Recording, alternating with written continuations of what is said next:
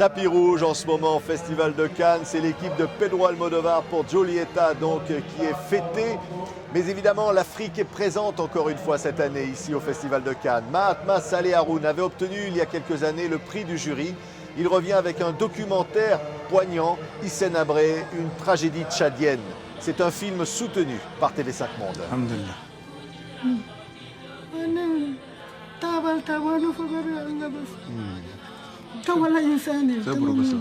صبر بس.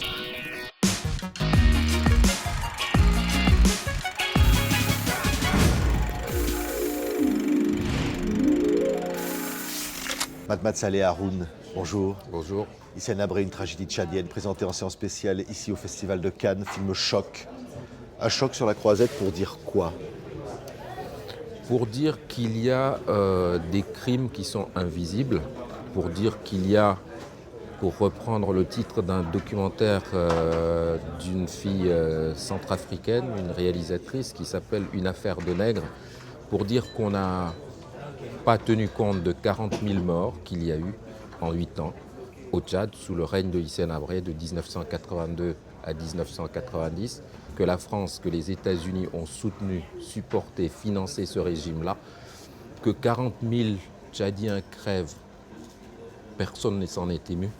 Et je voudrais juste ramener en permanence, en fait, l'histoire de ces êtres humains qui sont exclus en quelque sorte et qui sont des invisibles. Alors mes invisibles, je voudrais juste les porter vers la lumière.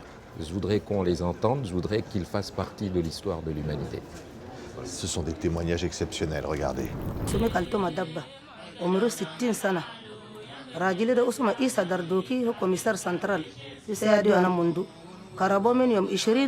شهر 1987 ويا اليوم كور حقه ولا لقيتها ولا عرفتها بكان مشى وخلاص برت ديسبال وانا حزنانه اليوم قايده حاليا. Mahatma Saleh Haroun, un film comme ça peut changer quelque chose?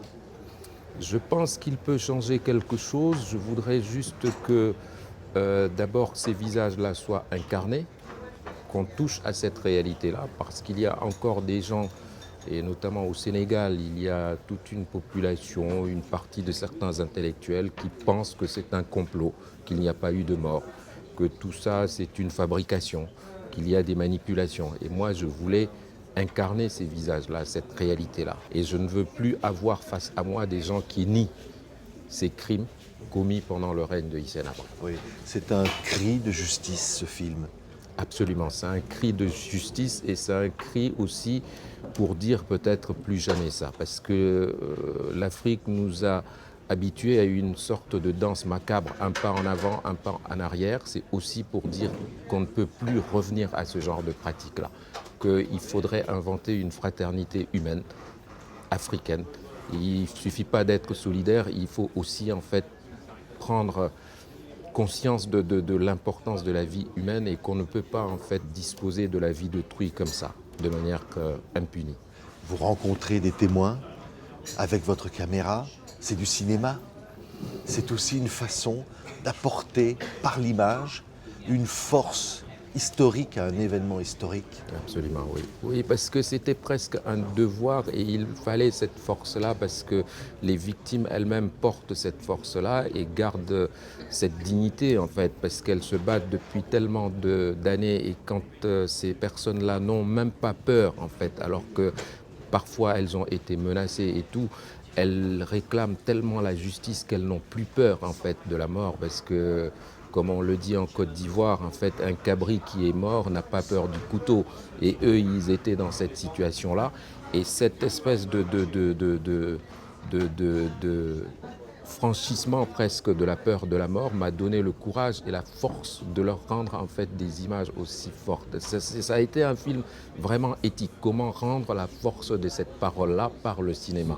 Comment rendre trouver un point de vue, une manière de raconter, une esthétique qui rende en fait compte de cette force-là et de cette persévérance, quoi, de vouloir traduire en justice un bonhomme comme Hissène Habré. Oui.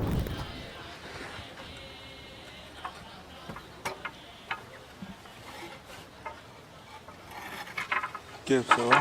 Ça va. نزول تعرفها؟ ما أعرفها.